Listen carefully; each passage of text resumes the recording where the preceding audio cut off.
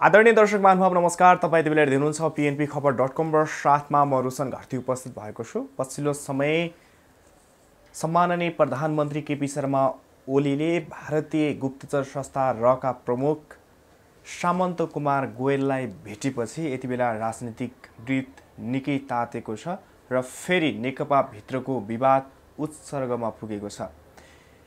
हिजो लगत्तै केही दिन अगाडि प्रधानमन्त्री केपी शर्मा ओलीले कार्यक्रममा बोल्ने क्रममा भनेका थिए म कुनै पनि हालतमा राजीनामा दिँदैन। उनको राजीनामा कसले माग्यो?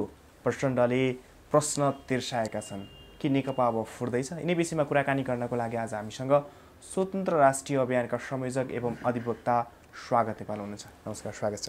एकदमै रोशनजी, धेरै धेरै धन्यवाद। नमस्ते। के छ, नेपाली राजनीतिक घटनाक्रमले नेपाली जनतालाई भोकै मर हामी उपचार गर्दैनौँ भन्ने स्थितिमा पुगिसक्यो। तर तपाईँहरू पहिला जस्तो आन्दोलन गर्न सक्ने स्थिति छैन भनौँ न। कोरोनाले प्रतिपक्ष पनि लगभग छैन, कान्छो भाइ जस्तै भागभण्डा खोज्न आउँछ बेला बेलामा। कस्तो स्थितिमा पुग्यो नेपाली राजनीतिक? अहिले हेर्नु न, वास्तवमा त्योसँगै अर्को पनि जोड्नु पर्थ्यो कि जस्तो सञ्चार माध्यमहरूलाई यो प्रकारका भ्रमणहरूका सम्बन्धमा सूचना विभागले विशेष प्रेस पास चाहिँ प्रदान गर्ने गर्थ्यो। पहिला मैले पत्रकारिता गर्दाखेरि पनि त्यही गर्थ्यो। त्यति बेला पनि यस्ता कार्यक्रमहरू हुन्थे। त्यो बेला चाहिँ जो सूचना विभागले रेड कार्ड दिएको हुन्थ्यो नि पत्रकारहरूलाई, त्यसले नै पूर्ण रूपमा काम गर्नुपर्नेमा अर्को विशेष प्रेस पास चाहिँ जारी गर्थ्यो। जस्तो संयुक्त राष्ट्रसङ्घको महासचिव बान की मुन नेपाल आउँदा पनि म स्वयंले उहाँसँग चाहिँ इन्टरभ्यू गरेको छु। तपाईँको चाहिँ एमनेस्टी इन्टरनेसनलको चाहिँ पिएरे साने इन्टरनेसनल प्रेसिडेन्ट आउँदा पनि त्यस्तै थियो। जापानको प्रधानमन्त्री त्यति बेला योसिरो मोरी नेपाल आउँदा पनि मैले बीबीसीमा हुनुहुने हाम्रो चाहिँ भगीरथ योगीज्यू, उहाँ र मैले मात्रै कुरा गर्न पाएका थियौँ उहाँसँग, होइन? त्यो बेला विशेष प्रेस पास हुन्थ्यो। पछिल्लो समय तपाईँको चाहिँ यसरी विदेशी सेनाध्यक्षहरू आउँदाखेरि पनि यो गर्ने गरिएको थियो, राष्ट्राध्यक्षहरू। अहिले त सूची नै प्रकाशित गरिएन, जानकारी नै दिएन। सञ्चार माध्यमहरूले जे जति प्राप्त गरेका थिए त्यो प्राप्त गरेको चाहिँ भिडियोहरू पनि, कतिपय चाहिँ रिपोर्टहरू पनि सरकारले धम्की दिएर पत्रकारहरूलाई हटाउन लगाएको छ। च्यानलहरूबाट पनि हटेका छन्। यो यस्तो बेला जति बेला आफै जनता सडकमा आउन सक्ने स्थिति पनि छैन, प्रतिपक्षी सानुभाइको रूपमा भाग खोजिरहेको छ, यति नै बेला जति बेला हाम्रो मातृभूमिका विरुद्ध अभिव्यक्ति दिनेलाई बोलाउन नहुने समय थियो। यसै पनि कोरोनाको कारणले यो कार्यक्रमहरू पनि गर्न नहुने थियो। अब इन्डियन एजेन्ट त्यहाँको रको प्रमुख नेपाल हेर्ने उनको कर्मचारी नै नेपालको प्रधानमन्त्री भएपछि उनीहरूको लागि चाहिँ एकदम उपयुक्त समय यो भएछ। यस्तो समयबाट गुज्रिरहेछ। हेर्नुहोस्, सेनाध्यक्ष नेपाल आउनको लागि नेपाल भ्रमणमा आउँदा कोरोना नलाग्ने, रका प्रमुखहरू मध्यरातमा देशको प्रधानमन्त्रीलाई भेट्न आउँदा चाहिँ कोरोनाको वास्ता नहुने। तर जसरी लिम्पिया धुराली पुलेक र कालापानी सहितको नक्सा सार्वजनिक गरेर भारत र नेपाल छलफल गरौँ न त यो विषयमा भन्दा चाहिँ कोरोना छ पछि भन्ने। अब हेर्नुहोस् है त, पार्टीको चाहिँ बैठक बोलाउन भन्दाखेरि कोरोना छ पछि भन्ने हो। अनि यो सँगसँगै जस्तो लिम्पिया धुराको अघि यहाँले हाम्रो चुच्चे नक्साको सन्दर्भ पनि होइन जोड्नु भएको छ, त्यो शब्द प्रयोग नभए पनि। हामीले त्यति बेला अरूहरूले जस्तो यो दीपावली गरेर खुसी मनाइरहनु जरुरी छैन, यो अन्ततः एमसिसीसँग साट्नका लागि मात्रै हो। र हामीले प्रष्टसँग चिनेका छौँ कि नेपालको एक नम्बरको इन्डियन एजेन्ट भनेकै केपी ओली हो। मैले तपाईँसँग पनि कुरा गरेको थिएँ पहिला, रोशनजीलाई सम्झना होला कि त्यो बेला हामीले भनेका थियौँ यो चुच्चे नक्साले केवल सत्ता बचाउनका लागि, पछि फेरि सत्ता बचाउनका लागि यो नछापेर यसलाई प्रयोगमा नल्याएर देखाउनका लागि मात्रै नेपाली जनताको अगाडि देवत्वकरण गर्नको लागि भनौँ न त्यो चुच्चे नक्सा सार्वजनिक गरेको त्यो देखियो, होइन? अब हेर्नुहोस् है त, ओके, देवत्वकरण पनि गरे कतिले। हामीले त्यति बेलै भनेका थियौँ अब यो नक्सा प्रयोगमा नल्याएर फेरि सत्ता बचाउँछन् कि एमसिसीसँग साट्छन् कि प्रयोगमा नल्याएर यो धम्की मात्रै हो। यसले अन्ततः इन्डियालाई फाइदा पुर्याउँछ हामीले भनेकै हो नि। दीपावली भेटेर फर्किसके पछाडि प्रधानमन्त्रीको शुभकामना सन्देशमा त्यो चुच्चे नक्सा गायब भयो। किताबमा प्रकाशन भएको चुच्चे नक्सा भएका किताबहरू बजारमा पठाइएन, त्यो चाहिँ बन्द गरे। यो त्यो पनि प्रधानमन्त्रीको सोझो आदेशमा।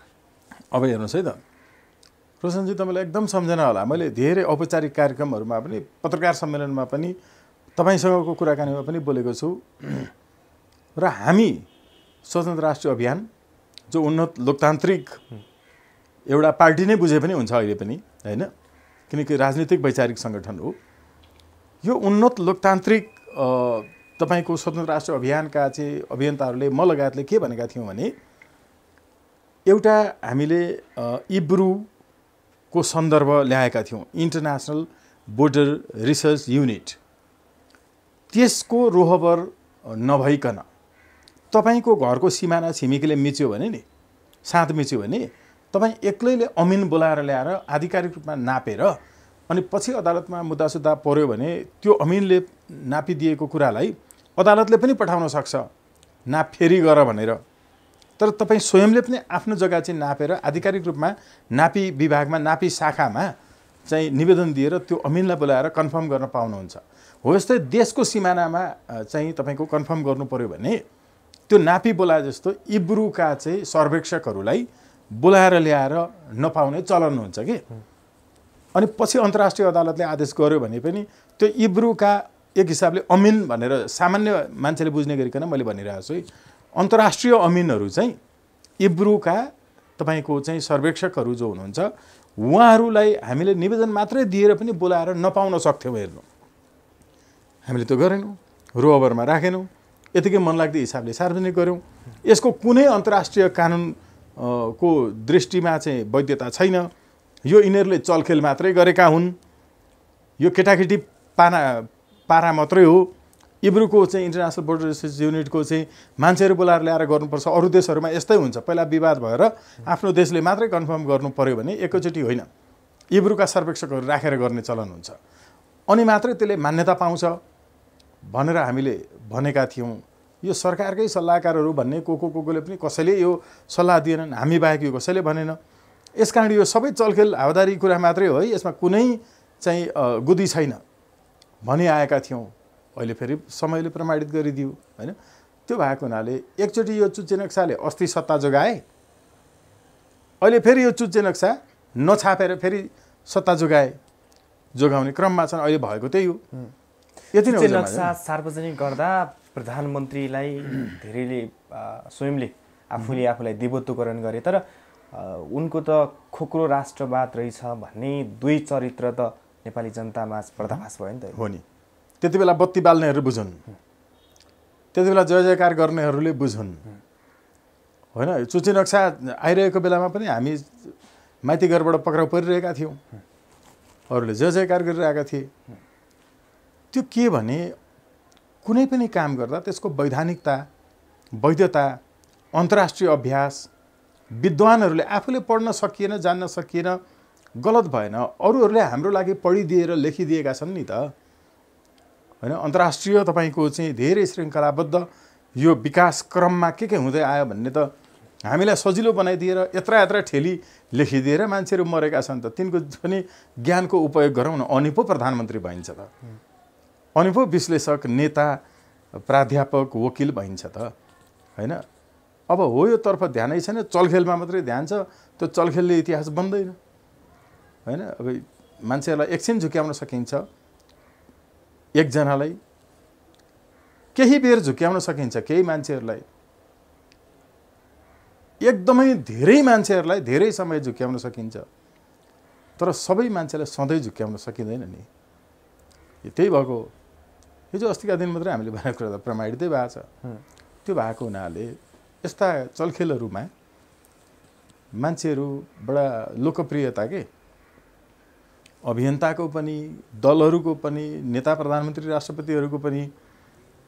अहिले यो तपाईँको नरवाडीको चाहिँ भ्रमणको विरोध गर्नेहरूले प्रधानमन्त्री किन यसो गर्न बाध्य छ, जो नक्सा छापेर पनि फेरि छोप्न बाध्य छ किन के यो केपी ओलीको मात्रै समस्या हो? यो देउबाको प्रचण्डको मात्रै समस्या हो र एमालेको मात्रै समस्या हो त? यो राष्ट्रको समस्या हो कि कुनै मान्छे प्रधानमन्त्री बनिसकेपछि विदेशीले भन्ने गरेको इन्ट्रेस्टमा काम गर्न किन बाध्य छ? हाम्रो देशको हरेक प्रधानमन्त्री किन बाध्य छ? ओलीले र बाबुरामले भनिसकेका छन् कि हाम्रो सरकार विदेशीले ढालिदिने यो व्यवस्था हो। रका प्रमुखले नेपालमा प्रधानमन्त्रीलाई भेटेर एयरपोर्टमा, दिल्लीको एयरपोर्टमा झर्ने क्रममा भनेका थिए, हामीले भन्यो भने आधा घण्टामा ओलीले राजीनामा दिन्छन्। रको प्रमुखको हातमा देशको सत्ता रहेछ। हो, अब हेर्नुहोस्, हो यसरी विदेशीहरूको हातमा नेपालको सत्ता, नेपालको सरकार हुनु भनेको के हो? सबैलाई यी अभियन्ताहरूले, पार्टीहरूले नबुझाइदिएका किन? त्यो बुझ्न एउटै कुरा बुझ्नुपर्छ, जबसम्म सांसद खरिद बिक्री गरेर सरकार ढाल्ने र बनाउने व्यवस्था भइरहन्छ तबसम्म नेपालको सरकारले नेपाली जनताको हितमा काम गर्दैन, किनकि विदेशीले सरकार ढाल्दिरहन्छ। अब हिजो राजा हुँदा पनि यही थियो, राजाहरूले सरकार ढाल्थे। कहिले ऐश्वर्यालाई चाहिने प्रधानमन्त्री जो हो उसलाई बनाउनु पर्थ्यो, कहिले लोकेन्द्र बहादुर बन्थे, कहिले सूर्यबहादुर, कहिले अर्को, कहिले कीर्तिनिधि, त्यहाँभित्र कहिले धीरेन्द्रलाई, ज्ञानेन्द्रलाई चाहिएका मान्छे प्रधानमन्त्री बनाउनु पर्यो र सांसदहरूलाई म्यानिपुलेट गरेर सरकार ढालिरहन्थे। अहिले विदेशीले सांसदहरूलाई प्रयोग गरेर, म्यानिपुलेट गरेर, खरिद बिक्री गरेर, महराले पैसा चाहिने नै भयो सांसद खरिद गरेर हाम्रो सरकार ल्याउनलाई, यो सरकार ढाल्नलाई, त्यसकारण पैसा चाहियो भनेर चाइनिजहरूसँग पैसा मागेको त सबैलाई थाहा छ नि, भिडियो अडियो थाहा छ नि। इयुको पैसा ल्याएर तपाईँको देउबाहरूले गर्ने गरेको, ओलीहरूले इन्डियाको पैसा ल्याएर गर्ने गरेको त सबैलाई थाहा छ नि। यसैले यो केवल ओलीको, प्रचण्डको, देउबाको, विजय गच्छदारको समस्या होइन। यो नेपाल सत्ता बचाउनको लागि नेपालमा भ्रष्टाचार गरेको पैसाले सांसद किन पुग्दैन? विदेशबाट पैसा ल्याउनु पर्यो। मुख्य कुरो त्यही हो। नेपालको पैसाले त चुनाव जित्न मात्रै अलिअलि पुग्छ। तस्करहरूबाट, तपाईँको चाहिँ गुण्डाहरूले चाहिँ असुल उपर गरेका महिनावारीहरूका पैसाहरू, चन्दा असुलेका, यी ब्याङ्क लुटेकाहरूको पैसा त अब सिद्धिसक्यो।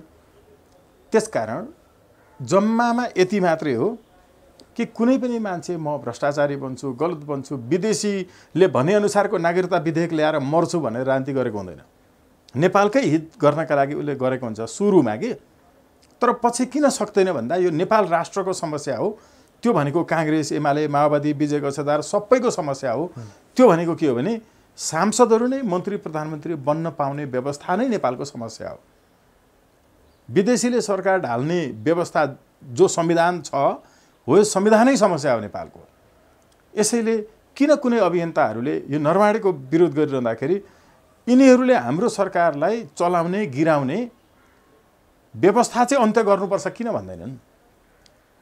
किन एउटा व्यक्तिको, प्रधानमन्त्रीको मात्रै वा नरवाडेको मात्रै चाहिँ विरोध गरिरहन्छन्? खास चुरोमा किन नपुगेको? विदेशीले नेपालको सरकार ढलाउने र बनाउने, विदेशीले चलाउने भनेको जुन अहिलेसम्मको श्रृङ्खला छ, यसलाई अन्त्य गर्ने कुरामा चाहिँ किन यिनीहरू एक ठाउँमा आउँदैनन्?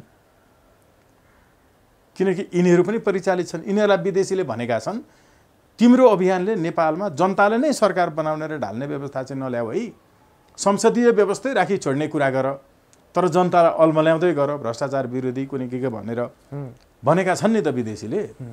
त्यो कारणले कुनै अभियन्ता, कुनै दल, नयाँ नयाँ खुलेका दलहरू पनि यो संसदीय व्यवस्थाभन्दा बाहिर जाने खालको कुनै देखिँदैन। प्रचण्डले पनि 10 वर्ष जनयुद्ध गर्दा त संसदीय यो प्रणाली चाहिँ खारेज गर्नुपर्छ भनेरै युद्ध लडे, जनयुद्ध लडेका थिए।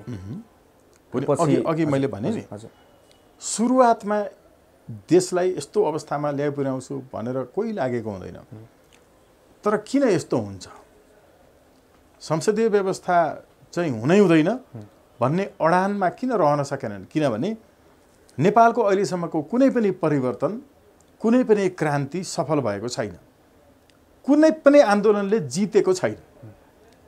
जस्तो अस्ति ज्ञानेन्द्र विरुद्धको आन्दोलनले जितेको हो र? त्यो त सहमतिमा टुङ्गिएको हो नि त। आफैले पत्रकार सम्मेलन गरेर ज्ञानेन्द्र शाह बाहिर निस्किएका हुन्। राणा शासन विरुद्धको आन्दोलनले जितेको होइन नि। त्रिपक्षीय सम्झौता भएर राणा शासन अन्त्य भए पनि प्रधानमन्त्री को थियो? मोहन शमशेर थिए। पञ्चायत अन्त्य भए पनि प्रधानमन्त्री को भए? सूर्यबहादुर भए, लोकेन्द्र बहादुर भए, पञ्चायतकै प्रधानमन्त्री भए। गणतन्त्र आए पनि हाम्रो मालिक को भयो? लोकमान सिंह कार्के भए। तत्कालीन राजाले नै हुकुम प्रमाङ्गीबाट एक अक्षर पनि लोकसेवा आयोग नपढेको मान्छेलाई अख्तियारको प्रमुख बनाए, हाम्रो शासकै बने। यो भएको के हो? गणतन्त्रपछि पनि कमल थापाहरू नै किन चाहिँ सत्ता र शक्तिमा रहिरहे? किन गणतन्त्रपछि पनि तपाईँको चाहिँ कम्युनिस्ट पार्टी नेकपाले चाहिँ राप्रपाको महामन्त्रीलाई भोट हालेर जिताए? किन राजेन्द्र महतोलाई भोट हालेर कम्युनिस्ट पार्टीले जितायो? किन कङ्ग्रेस पार्टीले महन्त ठाकुरलाई जितायो? किन प्रचण्डले रुखमा भोट हालेर तपाईँको देउबाले हँस्यातडमा भोट हाले अस्ति?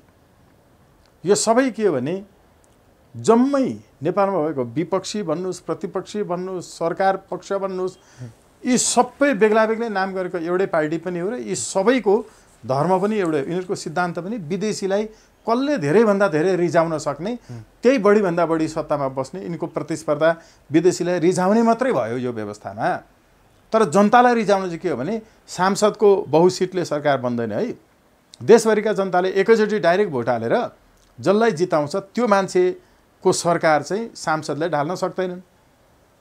त्यसकारण सांसदहरूले ढाल्न नसक्ने, सांसदहरू मन्त्री प्रधानमन्त्री बन्न नपाउने, कसैले सांसदहरू मन्त्री बन्न नपाउने व्यवस्था हुनुपर्छ पनि भनेको सुनिन्छ। तर तिनीहरूले यसरी क्लियर गरेर त्यो व्यवस्था भनेको दुई दलीय प्रणाली हो भन्दैन।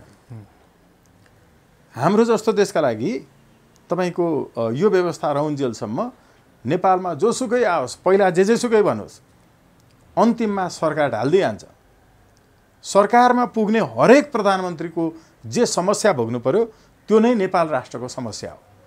नेपाल राष्ट्रलाई त्यो समस्याबाट बाहिर निकाल्न यी ओली, देउबा, प्रचण्ड सबैलाई हामीले सहयोग गर्नु छ। त्यो सहयोग भनेको के हो भने सरकारमा टिकाउने होइन, हटाउन चाहिँ हटाउने नै हो। तर तिनलाई सहयोग गर्नु भनेको राष्ट्रलाई सहयोग गर्नु, त्यो सहयोग गर्नु भनेको के हो भने यो व्यवस्था अन्त्य गर्यो भने मात्रै यिनको सरकार टिकिरहन्छ। फेरि पनि आउन्न यिनीहरू नै। तर विदेशीले यिनीहरूलाई सरकार ढाल्न, सांसदलाई खरिद बिक्री गरेर सक्ने छैन। त्यो नसक्ने बित्तिकै के हुन्छ? विदेशीलाई रिझाउने नागरिकता विधेयक ल्याउन बाध्य हुँदैन। विदेशीलाई रिझाउन आफ्नो देशको भूमिलाई दाबी गर्न छोड्ने छैनन्। अहिले छोड्नुको कारण सरकार टिकाइरहनु हो, किनकि सांसदले सरकार ढालिदिन्छ, इन्डियन पैसा आएर सरकार ढल्छ। अब इन्डियनको सबभन्दा एक नम्बरको एजेन्ट उनै हुन्। तर एक नम्बरको घरमा काम गर्ने जो चाहिँ सहयोगी भनौँ वा पारिश्रमिक लिएर चाहिँ घरमा खेत जोत्ने होस्, भाँडा मोल्ने मान्छे होस्, हो त्यो मान्छेले पनि राम्रोसँग गरेन भने त हटाउँछ नि त कामबाट। अहिले ओलीलाई यति मात्रै हुन लागेको मात्रै हो, यो बाहेक अरू केही पनि होइन। त्यसो भएको हुनाले एकदम स्पष्ट व्यवस्थाप्रति हुन जरुरी छ है हामीले। अब त्यसो भए भारतले नेपालको सत्ता परिवर्तन गरेर यो सत्तालाई धर्मराएर के पाउँछ त? उसले पाउने भनेको अर्को ऊभन्दा चाहिँ बढी इमान्दार चाकर पाउँछ। ऊभन्दा अझ इमान्दारीपूर्वक चाकरी गर्ने अर्को मान्छे पाउँछ।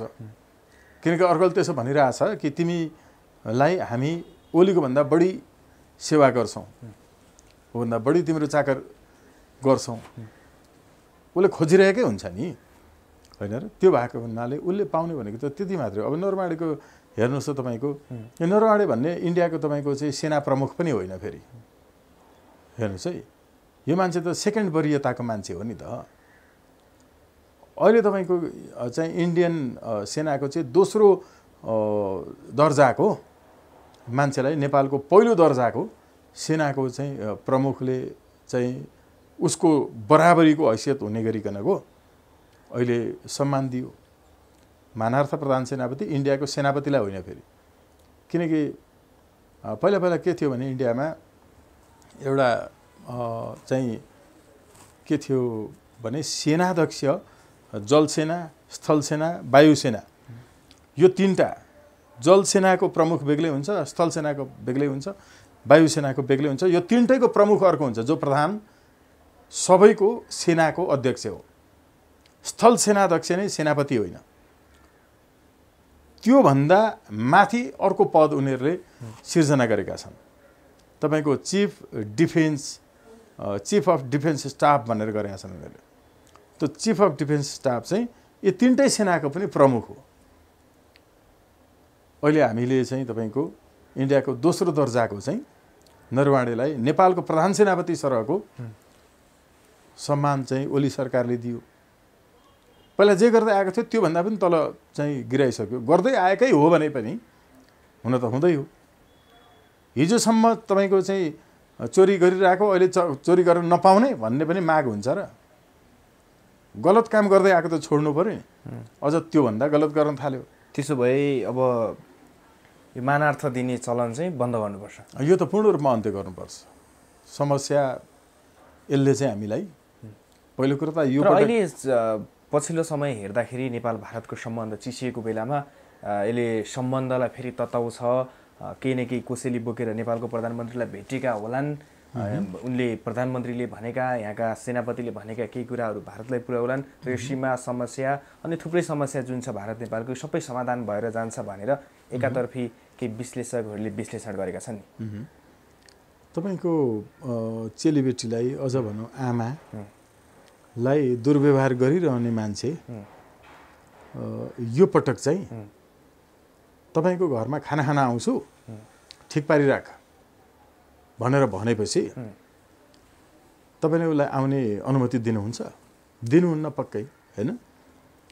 ऊ त्यसरी आएर खाना खाएर गयो, फेरि खाना खाएर चाहिँ जानु पूर्व के गर्छ भने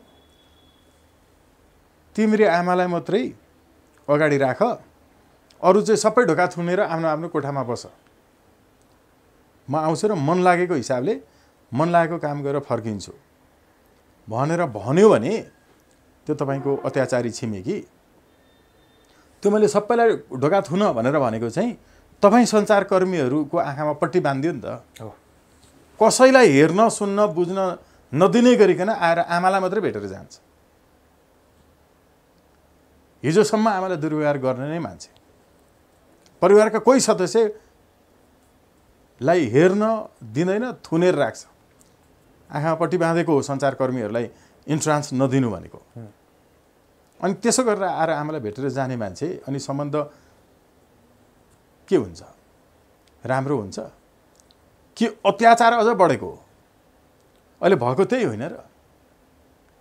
छिमेकीले तपाईँको चाहिँ दुर्व्यवहार गरेको गरेछ अनि उसको विरोध गर्यो भने झगडा अझ बढ्छ भनेर उसलाई घरभित्रै छिरेर जे मन लाग्छ त्यही गर्न दिँदाखेरि चुप लाग्यो भने चाहिँ शान्ति हुन्छ भन्ने तर्क मिल्छ? यो त मूर्खहरूले गर्ने तर्क हो। सचेत मान्छेले यस्तो तर्क गर्न सक्दैन। आफ्नो तर्कलाई जसरी पनि बलियो बनाउने हो भने चाहिँ नेपाल आयो राम्रै भयो त भनेर भन्ने हो भने चाहिँ त्यस्ता मान्छेहरू बुद्धिहीन मान्छेहरू हुन्। अघि भने नि आमा विरुद्ध दुर्व्यवहार गरिरहन्छ, आउँछु तेरो घरमा खाना खान स्वागत गर्न ठिक पर, तर कसैले हेर्न पाउँदैन, त्यो आमालाई मात्रै भेटेर जान्छु भन्छ। त्यसो भए अहिले त्यही गरे। त्यसो भए के त रका प्रमुखले आएर भेटे, उनीसँगै टोटल 9 जना आएका थिए, त्यसमध्ये 2 जना फर्के, 7 जना त नेपालमै छन्। के गरिरहेछन् उनीहरू? अब यिनीहरूले भित्रभित्र यही गरिरहेछन् जे दोस्रो दर्जाको भइकन पनि पहिलो दर्जाको नेपालको प्रधान सेनापतिलाई, त्यहाँभित्रको र्याङ्कलाई, नेपालका पोलिटिकल पार्टीहरूलाई, यी सबै प्रधानमन्त्री स्वयंलाई, रको एजेन्ट भएको हुनाले अहिलेसम्मको के गर्यो काम यसको चाहिँ रिपोर्ट ल्याऊ भनेर रिपोर्ट मागिरहेछन्। रिपोर्ट लिएर जान्छन्, आफ्ना मालिकलाई बुझाउँछन्, तलब बुझ्छन्, यति नै हो गर्ने गरेको तपाईँको अहिलेसम्मको श्रृङ्खला। यो सबैको समाधान हेर्ने, विरोध मात्रै गरेर चाहिँ काम छैन नि। सडकमा गर्ने विरोधहरू सबै गर्नुपर्छ, हामीले पनि गरिरहेकै छौँ होइन। लेखेर बोलेर सङ्गीतको माध्यमबाट गर्नेहरूले त्यसैबाट, चित्रकलाको माध्यमबाट पनि त यो विषयमा चाहिँ तपाईँको चाहिँ किरण चित्रकारहरूदेखि लिएर होइन, हाम्रो विक्रम राणाहरूदेखि लिएर देवेन्द्र थुम्केलेहरूसम्मले चित्रकारले पनि विरोध गरिरहेछन् यो विषयमा। तर तपाईँ हामी उनीहरूलाई सोध्न खोज्नु त गइरहेको छैनौँ। एउटा कवि, एउटा सङ्गीतकार सबैले देशको मायामा केही गरिरहेकै छन्। आफ्नो आफ्नो विभिन्न समयका पनि फेरि तरिकाहरू होला, यसले एउटा अर्थ राख्छ। तर समाधान खोज्ने चाहिँ विकल्प सहितै हो। विरोध मात्रै गरेर मान्छे जाग्न सक्छन्, तर विरोध गर्ने मान्छेले विरोध मात्रै गरिरहेको छ कि विकल्प पनि दिइरहेको छ? विकल्प यो देशको प्रधानमन्त्रीहरू सधैँ विदेशीहरूबाट सञ्चालित हुनपर्ने बाध्यताको के हो? अब के त त्यसो भए तपाईँले भने जस्तै प्रत्यक्ष निर्वाचित कार्यकारी राष्ट्रपति कि राजसंस्था? जसले योभन्दा अगाडि अहिले तपाईँको लिम्पियाधुराको 18 सालमा भए जति सबै ठाउँका सैनिक टुकडीहरू हटे, तर त्यहीँको चाहिँ किन हटेन? त्यहाँको किन हटेन भने ठिक्क 17 साल पुस 1 गते तत्कालीन राजा महेन्द्रले ल्याएको पञ्चायत व्यवस्था नउल्टाउने शर्तमा त्यहाँ सेनालाई बस्न उनले अनुमति दिए। महेन्द्रको सवालमा मेरो अरू केही छैन है, म त एकदम सलाम गर्छु नि, राष्ट्रवादी मान्छे हुनु नि, तर सत्ता र आफ्नो व्यवस्था चाहिँ टिकाउनका लागि यो अलिकति नै हो भनेर त्यहाँ सेनालाई बस्न दिएको त हुँदै नै हो। एउटा पत्र पठाएको कारणले चाहिँ उहाँले चाहिँ बस्न दिनुभयो। बाँचुन्जेल त राजालाई पनि लोभ लाग्दो रहेछ कि आफ्नो सत्ता आफ्नो गद्दी टिकाउनका लागि। यसैले त्यो पनि थियो कि भने संसदले जे पनि गर्न सक्थ्यो। रापंशहरूलाई प्रयोग गरेर राजाहरूले नै सरकार परिवर्तन गरिरहन्थे, जुन सरकार उनीहरूको अनुकूल हुन्थ्यो। यसैले त्यो अर्को विकल्पतर्फ त न सम्भावना छ, न सोच्न सकिन्छ, न त्यो बौद्धिक र वैज्ञानिक हुन्छ, न त्यो सफल भएको हो, असफलै प्रमाणित हो हैन। त्यो व्यवस्थामा पनि नेपालमा सरकारहरूले गलत काम गरि नै रहे। त्यो व्यवस्थामा पनि सरकार त्यही संस्थाले नै ढालिरह्यो। सरकार नेपाली जनताले डाइरेक्ट बनाउन सकेन। त्यो व्यवस्थामा पनि राइट टु रिजेक्ट थिएन।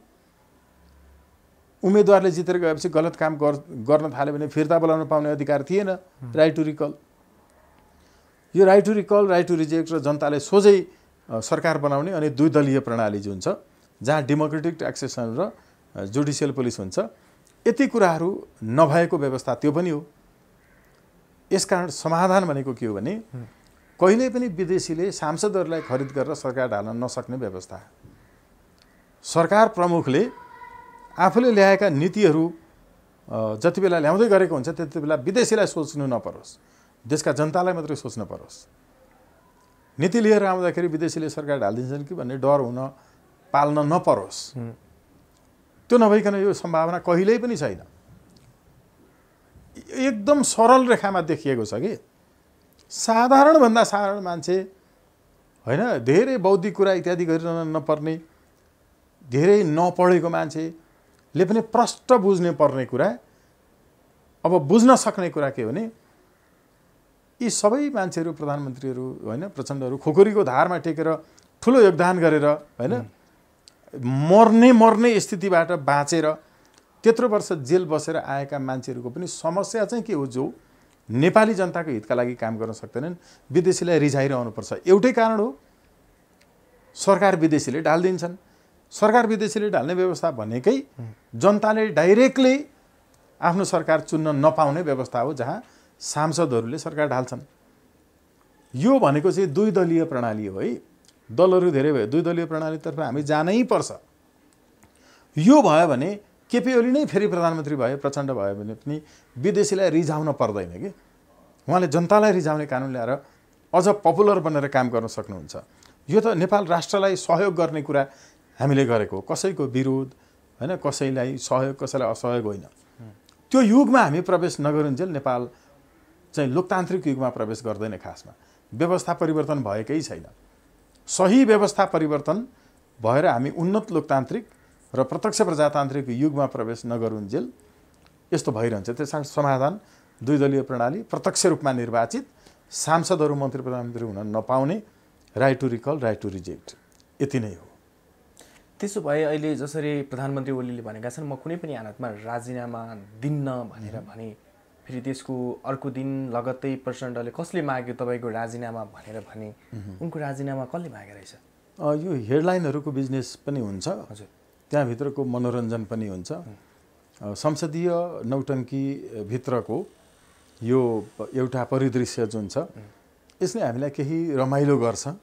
हेडलाइनहरू भन्छन्, यसको कुनै अर्थ छैन। किनभने प्रचण्डले राजीनामा दिए अरे, ल प्रचण्ड अहिल्यै तपाईँको त्यस्तो नहोस्, तर उहाँ कामै गर्न नसक्ने हुनुभयो अरे, उहाँ मानव दिवंगत हुनुभयो अरे। यो देशलाई के चाहिँ फरक पर्छ? फेरि तपाईँको केपी ओली आए पनि, फेरि झलनाथ आए पनि, ईश्वर पोखरेल वा विजय गच्छदार वा अर्को चाहिँ तपाईँको काम आए पनि फरक चाहिँ के पर्छ? फेरि त्यस्तै हुने होइन यस्तै।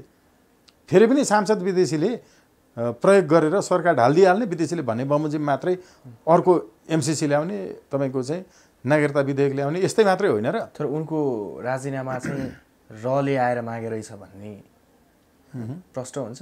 रको अभिव्यक्ति प्रश्नको कुरा यसो छ, रको नेपालको मुख्य एजेन्ट र मुख्य कर्मचारी नै केपी ओली हुन्। यो आजदेखि होइन नि, 50 सालमै भने हो मैले। हेर्नु, आजदेखि होइन, लेखेकै 50 सालमै हो मैले।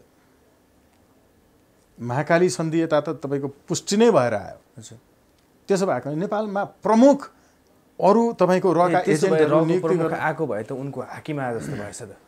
अब हाकिम आयो होइन, हाकिम आएपछि जसलाई काम हराइएको थियो नि, त्यसले राम्रो काम नगरेपछि त्यसलाई हटाएर अर्कोलाई राख्छ।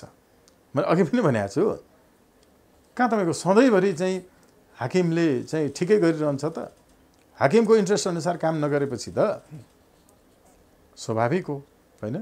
त्यस कारण उनले चाहिँ हाकिमको इन्ट्रेस्ट अनुसार म अझै पनि काम गर्न सक्छु, मलाई अझै मौका दिनुहोस्, योभन्दा अगाडि पनि मैले जतिको तिम्रो सेवा कसैले गरेको छैन, तिम्रो 1 नम्बरको एजेन्ट त म बाहेक अर्को हुन सक्दैन भनेर उनले दाबी गरिरहेछन्। तर होइन, तिम्रो पालामा इन्डियाको अलि धेरै चाहिँ विरोध भयो। यिनले पहिले वचन दिएका थिए तपाईँको चाहिँ म तिम्रो विरोध नेपालमा भयो भने तिम्रो विरोध गर्ने मान्छेहरूको सूचना सङ्कलन गर्न तिमीलाई छुट दिन्छु भनेका थिए। त्यही भएर हाम्रा सूचनाहरू सङ्कलन गरे नि, अफिस कहाँ छ, कुन बाटो हिँड्छ, छोरीहरू कहाँ पढ्छन्, मार्ने धम्की दिँदा पनि एउटा देशको प्रधानमन्त्री, गृहमन्त्री, रक्षा मन्त्रीलाई पुरै अफिसियल्ली हामीले चिठी दिँदाखेरि पनि के पनि बोल्दैन। कुनै पनि देशमा दूतावास बसेको जुन देशको हो, त्यो देशको दूतावासले आफू बसेको देशका नागरिकको सूचना सङ्कलन गरेको थाहा भयो भने 24 घण्टाभित्र देश निकाला गर्छ। यिनले के गरेको हो भने तिम्रो विरोध नेपालमा म मत्थर बनाउँछु, तिम्रो विरोध गर्नेलाई पक्राउ गर्छु, त्यसकारण मलाई तिमी सरकारमा पुर्याइदेऊ भनेका थिए। उनले त्यो वचन दिए अनुसार काम धेरै गर्न सकेनन्। त्यसो भए आजको दिनमा त्यसकारण हटाउने रको प्रमुख नेपालको एजेन्ट चाहिँ केपी शर्मा ओली 100% कुनै छैन। कुनै इन्काउन्टर त बेला बेलामा दिन्छ नि त भारतलाई। कसरी, कहाँ, केमा दिए? राम नेपालमा जन्मेका हुन् भने नाकाबन्दी राम नेपाल जन्मेमा सूची नक्सा जारी गरे। सुन्नु न, यो चाहिँ के हुन्छ भने अघि मैले भनेको थिएँ, कसरी चलखेल हुन्छ, कसरी घुर्की लगाइन्छ। घुर्कीको मात्रै कुरा हो। जुन जुन मान्छेले जुन जुन समयमा जे काम गर्छ, यदि त्यो काम चाहिँ उसले अस्ति भने त विदेशीले सरकार ढाल्दिन लाग्यो भनेर भने त्यो सत्य बोलेका हुन् के? गलत सत्य पनि हुन्छ। सत्य चाहिँ सत्य हो, तर गलत कुराको उद्घाटन त्यो गरेको उनले आफै हो नि। विदेशीले सरकार ढाल्दिन लागे भन्ने मान्छेले विदेशीले सरकार ढाल्नै नसक्ने व्यवस्था चाहियो, सांसदहरूले सरकार प्रधानमन्त्री बनाउने होइन, जनताले डाइरेक्ट बनाउने व्यवस्था चाहिँ नेपाललाई चाहिन्छ, समाधान त्यो हो भन्न सके त? त्यो चाहिँ नभन्ने, यो चाहिँ भन्ने भनेको घुर्क्याएको मात्रै हो। हेर्नुहोस् है, हो यो घुर्क्याउने मात्रै कुरा आफ्नो मालिकलाई त घुर्काइरहन्छन् नि। नेपालमा 1 नम्बरको सबभन्दा पहिलो जसले रको प्रमुखलाई नेपालमा के उनको पालामा रका पक्षमा प्रगति गरे भन्ने रिपोर्ट दिए बोलाएर। यस्तो बेलामा उनले भन्दै थिए कि मलाई त दूत पठाउँछु भनेर भनेका थिए। त्यो रको प्रमुख पो आएछ। कुनै देशको प्रधानमन्त्री हुनसक्छ त्यस्तो मान्छे जसलाई कसले भेट्दैछ भन्ने चाहिँ सूची पहिल्यै जानकारी हुँदैन। त्यस्तो मान्छेले के प्रधानमन्त्री भन्नु आफूलाई? हाम्रो त योजना हुन्छ। मेरो त 1 महिनापछिको कार्यक्रम के छ मलाई अहिले थाहा छ। म नेपालको कुन कुन अदालतमा पुग्छु, कुन कुन जिल्लामा पुग्छु, को मान्छेसँग के कुरा गर्छु देखि लिएर, किनकि मेरो कामै यही हो। मलाई 1 हप्ताको सोध्नु भने फर्रै बताउन सक्छु। यति मितिमा यो ठाउँमा मेरो फलाना फलानासँग मिटिङ छ भन्ने कुरो प्रधानमन्त्रीलाई हुँदैन। उनीहरूलाई थाहा नहोला, तर विदेशबाट भेट्न आइरहेको मान्छेको चाहिँ जानकारी समेत दिँदैन कसैले र अर्कै मान्छे भेट्न पठाउँछ भने अनि यिनको हैसियत के हो? यिनलाई कुन हैसियतमा राखेर हेरेको रहेछ? तिम्रो हैसियत मेरो रको एजेन्ट बराबर हो। तिम्रो हाकिम आउँदैछ त्यसलाई रिपोर्ट देऊ भनेर आएर भेटिसकेपछि भन्छ यिनले त्यही रिपोर्ट दिएर पठाउँछन्। यसो भन्नुपर्दा चाहिँ आफैलाई दुःख लागेको छ फेरि, किनकि म कस्तो जाबोको प्रधानमन्त्री यो भएको देशमा चाहिँ होइन नागरिक हुन पुगे, कस्तो जाबो प्रधानमन्त्री रहेछ मेरो देशको। हामीलाई पनि शिर ठाडो गरेर उभिन दिएन कि मेरो देशको प्रधानमन्त्रीले भन्छ कसलाई पो पठाएछ भेट्नलाई, मलाई थाहै थिएन भन्छ। योभन्दा दुःखद के हुनसक्छ? एउटा कानुनको मान्छेलाई, म यो देशको कानुनको विधिको वकालत गर्ने मान्छे, एउटा सामान्यभन्दा सामान्य कुरा पनि विधिपूर्वक प्रक्रिया पुरा गरेर मात्रै गर्नुपर्ने मान्छे, मेरो देशको प्रधानमन्त्री यस्तो छ जो विदेशीले कसलाई भेट्न पठायो भन्ने पनि जानकारी छैन। भेट्दा मात्रै थाहा पाउँछ। थाहा पाउने बित्तिकै रोक्नु पर्थ्यो नि त। उसको हैसियत थियो, उसको शिर ठाडो थियो, त्यो एजेन्टलाई रिपोर्ट प्रस्तुत गर्ने होइन। मतलब त्यो रको प्रमुखलाई आफूले गरेको रको एजेन्टको रूपमा उनले गरेको प्रगति विवरण बुझाउने थिएन भने म भेट्दिनँ भन्नुपर्छ। यति भइसकेपछि त प्रष्टै छ नि। हस्, यहाँको समय र विचारको लागि धेरै धेरै धन्यवाद। आभार व्यक्त गर्छु रोशनजी, धन्यवाद।